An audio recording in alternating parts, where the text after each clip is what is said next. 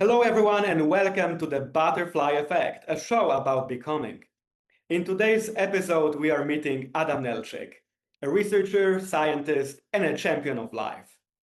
In 2022, Adam was about to graduate from his PhD in molecular biology, though at that same time, he learned that he has multiple sclerosis, a chronic autoimmune neurodegenerative condition that currently has no cure. However, instead of being stopped, Adam embraced that diagnosis as an opportunity to build himself, to strengthen his inner core, to galvanize people, and to make a positive difference in this world. I'm very excited to share with you Adam's story. Hello, Adam. Welcome to Butterfly Effect. And let me start with our favorite question.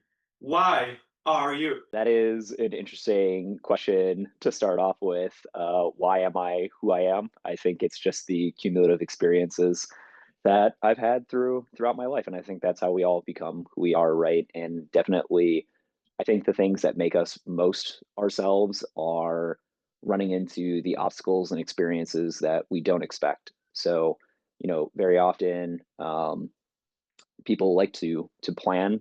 I'm gonna go to college. I'm going to get a job. Maybe I'll go back to school and get more education. I want to get married. We have all of these different life goals or achievements that we plan out in our head, and rarely does life end up being a linear, smooth path like that. So I think the things that have made me most myself are maybe the more unexpected experiences I've had in my life. So, and that makes us more, I think that makes us more interesting people in general. And I know you're a very interesting person, and as you walk the path of life, there's many labels and stickers that the world is sticking to us. If you think, what are the kind of labels you are carrying, and what are the things you actually want to see the people to perceive you through beyond those labels? So let's start with the labels. What are your labels, and what are the labels you actually think like should be on you rather than the one that people stick to you? I think like the easiest labels that we generally think of tend to be what we do as a profession, especially in the United States. It's very much that's almost always one of the first questions, like, what do you do for a living, right? And people often define themselves through their careers. So, for me, I'm a scientist. So that's probably the easiest label that most people could recognize me by, a researcher. And then in terms of other labels, I think husband is probably one of them. I've been with my wife for 50, we've been married for, let me think, not screw this up, 7 years, but we've been with each other for 15 years. Someone that likes fitness is probably another easy label for me. And then probably more recently, over the last 3 years, someone that has multiple sclerosis. And that last part on your list, I think took you a little bit as a surprise. And maybe you want to share with us, if you don't mind, how how it is to be this super young person, starting your 30s, and then learning something like that. Going back to the start of our chat here, with the more unexpected experiences kind of help really define who we end up becoming and why we are who we are. In the summer of 2022, I noticed that I had some numbness in my left arm, and I really didn't pay all that much attention to it, or it wasn't something that was entirely alarming to me. Another label is hockey player. I played hockey competitively through my early 20s. And throughout that period of time, I had sustained several injuries to my back and neck. And so when I started to notice some loss of feeling in my left arm, I truly just thought it was an impinged nerve. I already knew that I would probably need some sort of surgical intervention at some point in my life to fix some of the damage I had sustained. So it truly was not something that came up on my radar very much. I was like, oh, yep, I'm finally hitting my 30s now, and this injury is finally coming to roost, and that's okay. This is something that I'll handle once I finish up school. And As time went on over the next few days, I progressively lost more and more feeling in my arm and then in my hand, to the point where I had no feeling in my left arm or left hand anymore. And um, I remember speaking to my wife about it, and she is an emergency room physician assistant. And I had been describing to her what the problem was for a little while. And then I happened to mention that I had no feeling in the palm of my left hand. And she immediately, that was a red flag to her. She encouraged me to go see my physician. And that eventually led to a whole series of tests and MRIs and more tests. And eventually, we found out in September of 2022 that I definitely had multiple sclerosis. And for anyone watching that isn't particularly familiar with multiple sclerosis, or MS, is what it's commonly abbreviated as, is it is what we would call a demyelinating disease. So it is a condition where your immune system inappropriately starts attacking the protective coating around your nerves, and that can make it difficult to send signals and messages to your limbs. So it can cause issues with movement, fine coordination, and sensory problems like what I first started experiencing with my arm and my hand. This is really helpful to, I think, many of us who are watching to learn about this. But I think what is also helpful is how you inspire others through not putting yourself into some seclusion, but actually going to the world and being open about this condition. But I'm actually really wondering how this openness makes you face people in a way that, are you perceiving this like a mission now to go and make people aware, to fundraise for research that can maybe elevate people from this condition? It's been an interesting progression over the last few years. So, just like many people that are diagnosed with chronic illnesses, especially at the beginning, there's a lot of fear about how it's going to change your life for the worse. How not only is this going to affect you personally, but how is this going to affect your family? How is this going to affect your spouse? And those questions are perfectly natural and often can give you a lot of anxiety and fear about the future. And so it's the temptation to slip into negativity and feeling bad for yourself and being angry, while completely natural and understandable, and is a process that many people that have similar diagnoses will face. It's an unsustainable state.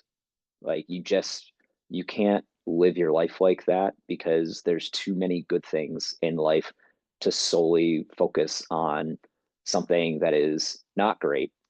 I think one of the experiences that has now occurred multiple times, that has been really rewarding in terms of my openness about my condition, is that when I first got diagnosed, like you mentioned, I was very physically active, and one of my big concerns was, how is this going to change my ability to be physically active? And um, this is one of the wonderful things I would say about social media, is that I eventually was able to find and reach out to people that also had multiple sclerosis, that were also very physically active people.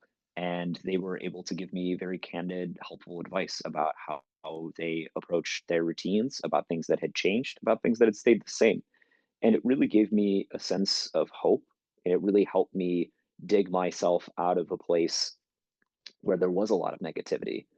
And as I started being more open about my diagnosis and about my passion for exercise, I started having people reach out to me on social media, people that I had never spoken to before, had no prior relationship.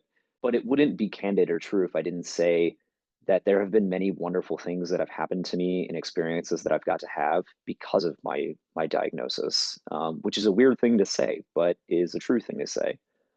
Um, and so through through those kind of earlier experiences is when I eventually was able to find organizations that were trying to help raise funds and awareness for MS, directly aiding patients, funding researchers.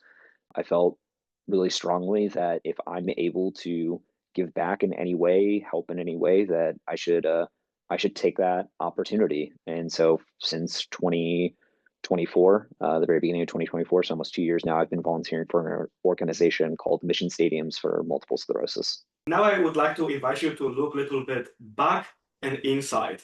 And from a past perspective of Adam before the diagnosis, like what do you think was the formative aspects of you and inside you that enable you to face the diagnosis with the yes, I can approach? Was it like maybe something you learned as a kid or something you learned in grad school? Something that maybe was always inside you that made you face it with this kind of very proactive approach. I think part of like the attitude that has formulated long before my diagnosis was that there are going to be times in your life where you face challenges and you will fail. You will fail to achieve a goal that you have set. I think a great example for me was that originally, after I had finished my undergraduate studies, I wanted to go and be a veterinarian. And I ended up going to veterinary school, and I found myself really not enjoying it. And um, it was a really hard thing to accept that it wasn't like, again, like I say, like we formulate these plans and we just think it's going to be this smooth linear path. And then I got there and it ended up not being the thing that I wanted it to be. And it was very difficult to acknowledge to myself that I wasn't in the place that I wanted to be, and then ultimately left veterinary school. And I'm now out of college, out of veterinary school. My wife, in the meantime, is in a graduate program. She's doing great and she loves it. And it's like, I need to sit down and really reassess what I want to do in my life. But I think those experiences that don't go to plan, and I guess this is maybe a theme that I keep hitting on, is really what will help you build resilience in your life. Having played competitive hockey my whole life, there are times where you have really great seasons, times where you have really not great seasons, times where you do or don't make teams that you want to be on. And I think the sum of all of those experiences is you're going to learn a lot more from the times where things do not go the way that you have envisioned in your head. And then also, you definitely experience this in graduate research programs where you have big ideas about how you're going to change the world and your research is going to go super smoothly. And I don't know many people that have had that experience, but again, it is a practice that specifically is a practice in being humbled constantly, and learning to pivot when things don't go the way that you think they're going to go. And I think the mentality of learning how to pivot after veterinary school didn't work out, learning how to pivot when your research doesn't work out, and then learning how to pivot when you have a substantial health diagnosis is really, um, I think, a mindset that helped me deal with this when I first got diagnosed. And with this mindset and this inner core of yours, was there still something you learned new about yourself? I think I've always thought of myself as someone that has um, decent resilience when things do not go your way, but to just paint a more detailed picture from June of 2022 to December of 2022, I developed my initial symptoms. I developed even worse symptoms and then eventually went through the process of seeing many specialists and then finding out that I had MS. I had to finish writing my doctoral thesis and then defend my thesis and also interview for jobs simultaneously. And one day prior to a job interview is when I got back the final brain scans indicating that the lesions that I had were definitely consistent with someone that had MS. And that was such a gutting feeling, and we already were pretty sure that that was where we were heading. And but to just still see it in writing, to like really get that solidified, was extremely painful. And my wife, fortunately, who's an amazing person, was able to take a day off of work, drive me out of state to where my interview was. And then the next morning, I woke up and I was able to compartmentalize this terrible news and went and had a great interview and got offered a job.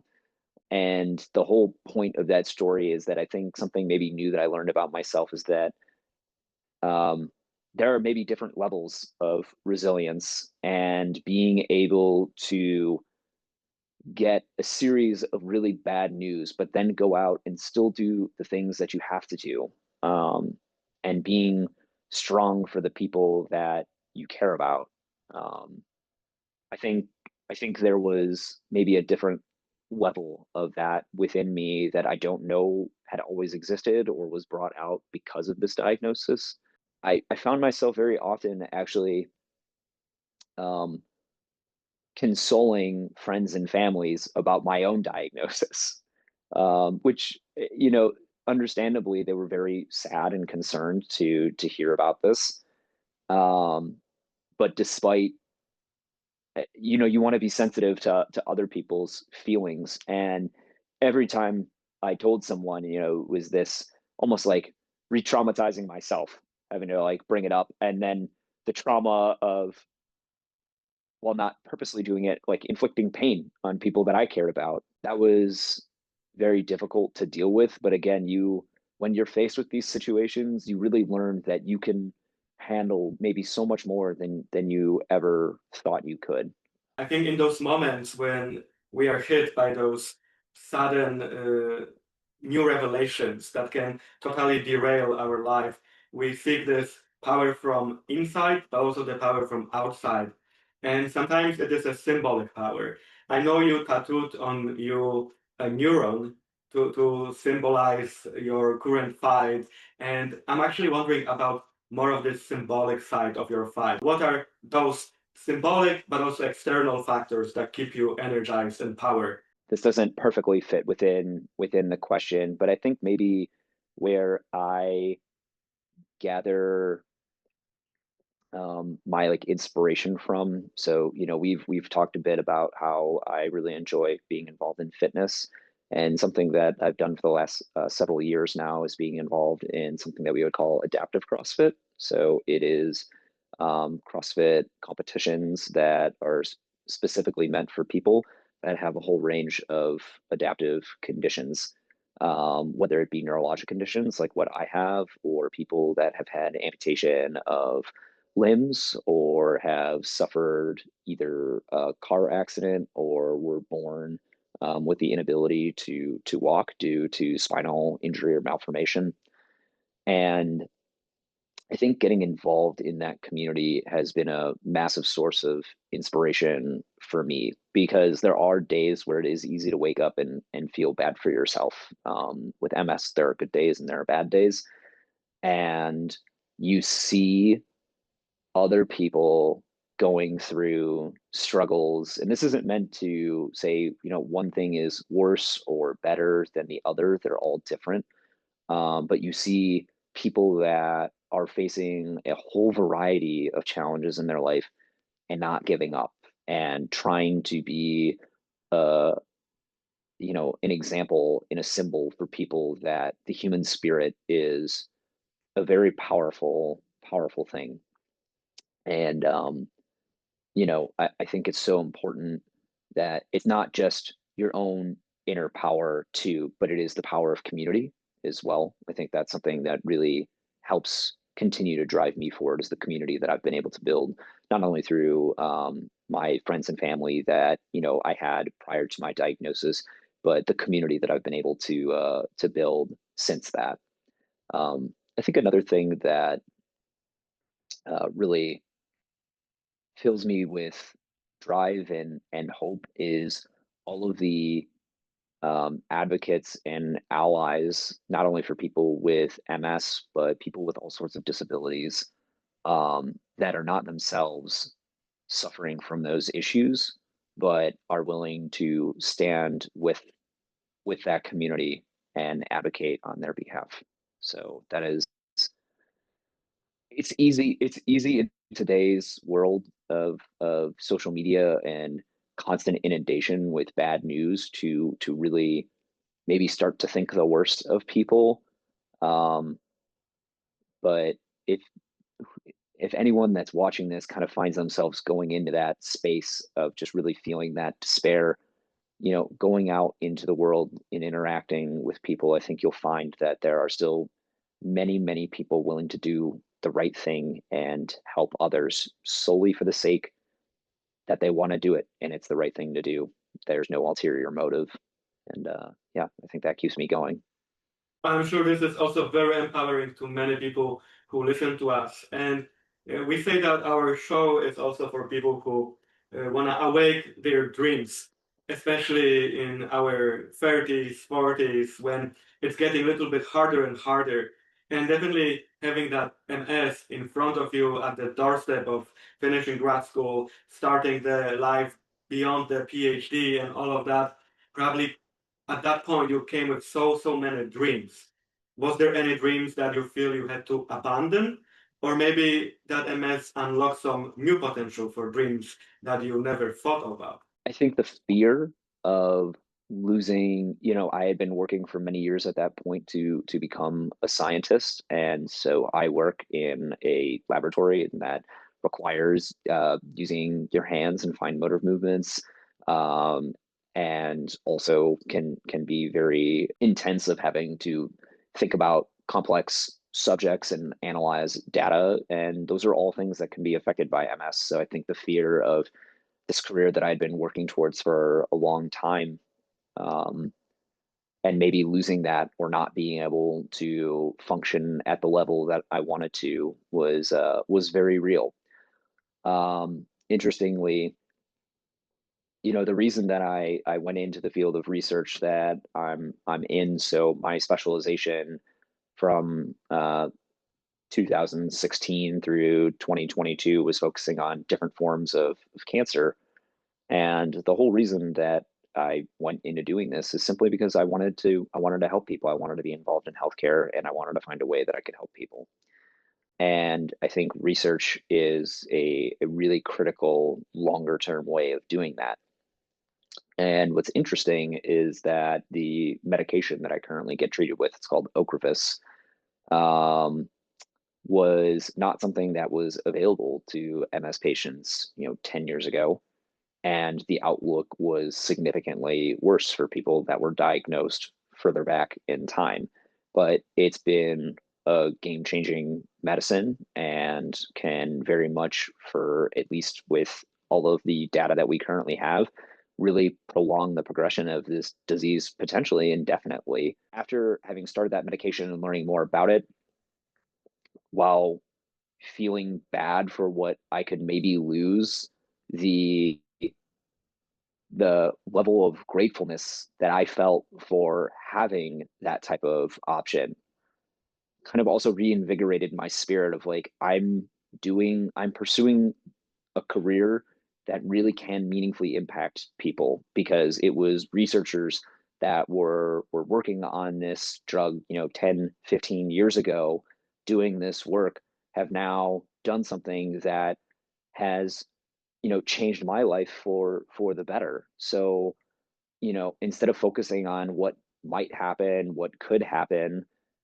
there's it's really it's an exercise in futility. The future is uncertain, but it kind of almost pushed me further into really or re-solidifying that I really wanted to do this as a career. And, I would be so lucky as if I could ever be involved with project or work that could have that type of impact on someone else. And not only through my research, but then also through volunteering for MS and just being someone that generally advocates for multiple sclerosis. Um, I don't think you can underestimate the power and impact you as an individual can have on people. And even if I can just make one person feel less hopeless, less alone, less scared, um, that was a pursuit or dream that maybe I didn't really think about a lot until this diagnosis, but it is definitely one that can be extremely fulfilling. Yeah, for me, listening to that, I think it's a certain paradigm shift because back in Europe, I think a lot of medical condition is seen as very individualistic process, and to extent that many people they just cut themselves totally out of society. But I think here in North America, it's more like there are some support groups, different non-profits, different grassroots movements of people coming together, and it's more like a social experience, which makes these things easier. But if there is someone listening to us who is still seeing that as an individual level problem, what would you tell that person to do next? I think that someone that faces this type of issue, everyone finds a way to deal with this that is different. I am surely not advocating that there's only one right way to deal with a life-altering health diagnosis. Everyone takes different amount of time to process these things, and your friends and family and loved ones and your spouse will also have their own process that they have to go through as well. I would say that I have had people reach out to me individually that were not ready to be public about their diagnosis. And that's not something that you ever have to do. It's not, you don't have to put your medical condition out there in the world if you don't want to. That is a very private thing. Um, if you're not ready to talk to a group about it or family members about it, there again are many, many nonprofit groups that you can get in touch with to try to get resources. You can talk to people individually. I would say, I think something that will maybe surprise a lot of people is the openness and kindness of strangers. Again, on even through social media, like people reaching out to me reaching out to someone else. If you just even have one person to talk to, I think that can start making a difference. Of course, going and talking to professional therapists is another great option as well. There are people that absolutely specialize in helping those that have faced a serious health diagnosis. Um, so I would say to anyone watching is that your journey is your journey, and there's no one right way to do it, but know that there are people out there that are willing to help and listen and be your support system when you're ready. Thank you so much for giving that empowering prompt. And my final question is about the future. You mentioned that future is uncertain, but with all the current technological and biotech developments, do you think like we are getting closer and closer to making MS less of a condition that can revamp the entire life of a person? And maybe actually we are getting closer and closer to solve that condition whatsoever. Yes, absolutely. Without a doubt, without any hesitation, science continues to advance forward, technology continues to advance forward. The organization that I volunteer for, again, Mission Students for Multiple Sclerosis, we are on the verge of making a $100,000 donation to Johns Hopkins University for them to do MS research. We also donate money to the University of California, Los Angeles, and we will shortly be starting to donate to Mass General Hospital as well. The type of research that's being done at these institutions is cutting edge. There are new publications coming out all the time about ways to potentially what we would call remyelinate neurons, or basically take that protective coating and add it back to nerves that have lost it. Ways to teach your immune system to not attack your own nervous system. There are many groups out there taking many unique approaches. And again, just even 10 years ago, the type of medication that I take didn't exist. And so I am very optimistic for the next 10 and 20 years ahead. I think that science, especially relating to MS, will continue to advance rapidly, and also for numerous other conditions as well. I am definitely extremely optimistic about that. And there are a lot of people that really care, that are working very hard to make that happen. And I'm also rooting for that and also crossing fingers for all amazing things you do on a daily basis to push the needle of cancer research, but also inspire people to go out and make the difference in their lives, no matter what is in front of them to be faced with. Thank you so much for your time, Adam, and we keep rooting for you. Go and make that difference as you do every day. Thank you so much, Ukesh. I really appreciate you having me on today.